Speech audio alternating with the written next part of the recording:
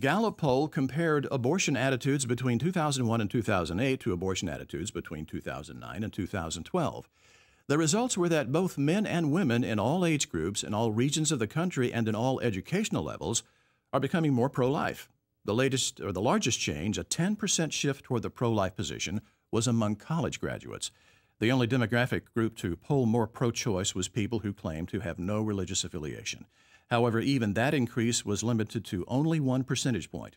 Meanwhile, Christians of both Catholic and Protestant faiths indicated a 5% shift toward pro-life. All the new polling, the stuff that we talked about in the news today. Yeah. Now, the number of people that label themselves in America pro-life versus pro-choice, we have a 9-point lead. Yeah. In politics, that's a pretty big lead. That's called a landslide, That's a folks. landslide win. Yeah, but will they stick to it when it comes? 34%, listen to this, 34% of Democrats are now calling themselves pro-life, and that's a 7 percentage point gain from 1 year ago. Isn't that hot? No way. Isn't that amazing? Yeah. Now, all we got vote pro-life. all we got to do now, that's what I'm saying, we got to get them to start acting on it. Now, one thing that's very interesting in this about two things. First off, Cecile Richards, who I hate to even admit is from Texas, but she was the daughter of our former governor, which was the major embarrassment. I was almost ready to leave the state when this woman was governor of Texas. Twitching when I hear It's sickening. It really is that Texas can elect somebody like that to be governor. But anyway, Cecile Richards, president of Planned Parenthood, responding to all these new Gallup polls and these other polls, and Gallup's not the only one, there's several other ones out.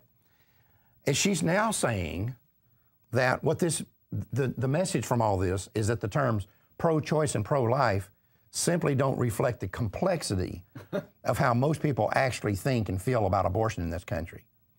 But in prior years, I seem to recall that this same person, I'll clean up my language there, this same person, every time one of these polls came out said, well, this just reaffirms that the pro-choice majority in America is real. But all of a sudden now the polls don't count when they go the other way. Double speak. Right. I wish I would have brought this article in that I got out of the Cincinnati paper. You know, there's an abortion clinic that we helped close in Cincinnati. And so the pro-aborts ran to the press after our press release, and they made statements like this.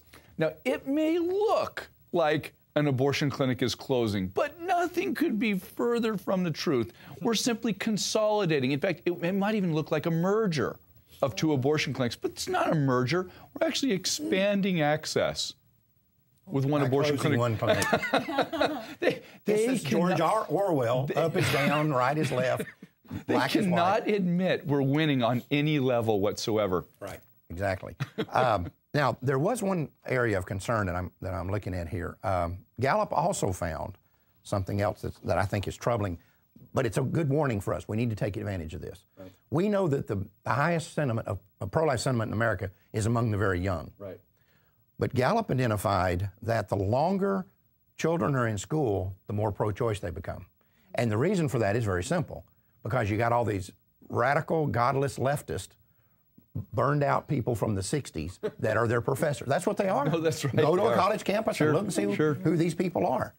They're the burned out hippies from the 60s who couldn't exist in the real world, so they wind up at a college campus and they stay there for the rest of their lives. And these little, go ahead, these little ones that come up pro-life and then they go to these universities, you better be sure they are solid and grounded. My son, he calls me regularly just huffing and puffing. I go, what's wrong with you?